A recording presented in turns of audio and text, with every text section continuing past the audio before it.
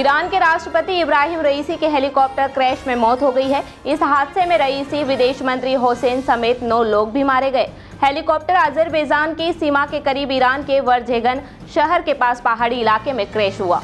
रईसी Iran के पहले ऐसे राष्ट्रपति थे जिनके पद संभालने से पहले ही अमेरिका उन पर प्रतिबंध लगा चुका था। अमेरिका ने यह फैसला 5000 से ज्यादा राजनीतिक कैदियों को सामूहिक मौत की सजा देने के मुद्दे पर ही लिया था। इस घटना के बाद रईसी को तेहरान का कसाई भी कहा गया।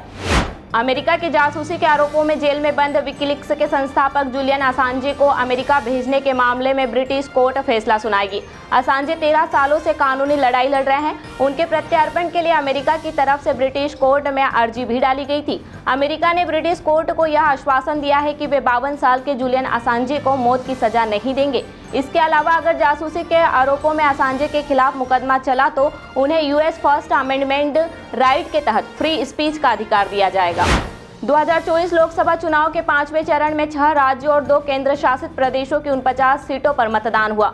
मुंबई में केंद्रीय मंत्री पीयूष गोयल, गुलजार, सुभाष घई, अक्षय कुमार, नाना पाटेकर, अनिल कपूर, मनोज वाजपेयी के अलावा आरबीआई गवर्नर शक्तिकांत दास और अनिल अंबानी ने वोटिंग की। बनारस हिंदू यूनिवर्सिटी के एक रिसर्च में आईसीएमआर का हवाला देकर कोवैक्सीन के साइड इफेक्ट्स बताए गए थे। इसमें अब भारतीय चिकित्सा अनुसंधान परिषद ने इस पर प्रतिक्रिया दी है और इसे गलत बताया है। आईसीएमआर ने बीएचयू को एक नोटिस भेजा है। इसमें आईसीएमआर के डायरेक्टर जनरल डॉक्टर राजीव बहल ने लिखा है कि जिस रिसर्च में यह दावा किया गया है कि अध्ययन में वैक्सीन लेने वाले लोगों पर गंभीर साइड इफेक्ट्स देखे गए, वह रिसर्च पूरी तरह भ्रामक और गलत तथ्यों पर आधारित है।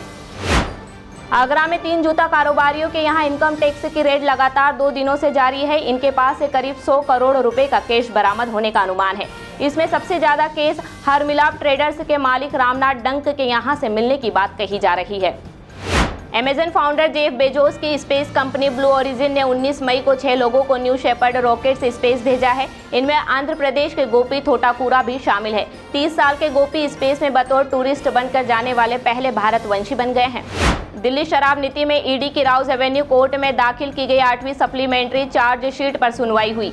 इस चार्जशीट में ईडी ने अरविंद केजरीवाल और आम आदमी पार्टी को आरोपी बनाया है। 17 मई को केजरीवाल की ईडी की गिरफ्तारी पर सुप्रीम कोर्ट में सुनवाई हुई थी। एससी ने इस मामले में फैसला सुरक्षित रख लिया था। साथ ही कहा था कि केजरीवाल जमानत के लिए ट्रायल कोर्ट जा सकते हैं। इसके तुरंत बाद ही ईडी ने राउज एवेन्यू कोर्ट में चार्जशीट दाखिल की थी। गुजरात एटीएस ने अहमदाबाद एयरपोर्ट से 4 आईएसआई आतंकियों को गिरफ्तार किया है।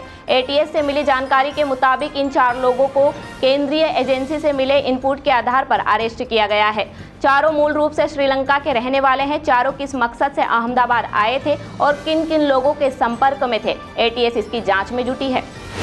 संसद की नई और पुरानी बिल्डिंग की सुरक्षा की जिम्मेदारी पूरी तरह से सेंट्रल इंडस्ट्रियल सिक्योरिटी फोर्स को सौंपी गई है।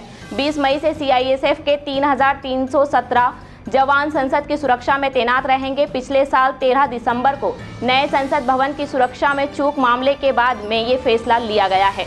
नर्सिंग कॉलेज घोटाले की जांच कर रही सीबीआई टीम के एक और इंस्पेक्टर सुशील मजोकर को सीबीआई दिल्ली की विजिलेंस टीम ने 2 लाख रुपए की रिश्वत लेते गिरफ्तार किया है। मजोकर एसीबी भोपाल सीबीआई में अटैच था। इसके अलावा Ratlam nursing college vice principal Jugal Kishore Sharma और भाभा कॉलेज भोपाल के प्रिंसिपल जल्पना अधिकारी को भी गिरफ्तार किया है। विजिलेंस टीम ने नर्सिंग घोटाले में रिश्वत के आरोपी बनाए गए सीबीआई के 2 निरीक्षक समेत 13 आरोपियों में से 12 को सोमवार तक अदालत में पेश कर दिया।